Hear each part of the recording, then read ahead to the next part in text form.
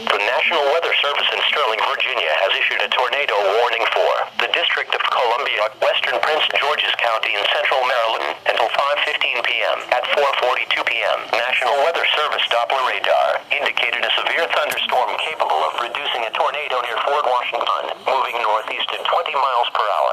Locations impacted include Friendly, National Harbor, Oxon Hill, Marlow Heights, Camp Springs, Coral Hills, Forestville. Take cover now. Move to an interior room on the lowest floor of a sturdy building and avoid windows. If outdoors or in a mobile home or vehicle, move to the closest substantial shelter and protect yourself from flying debris. Has been issued for your area.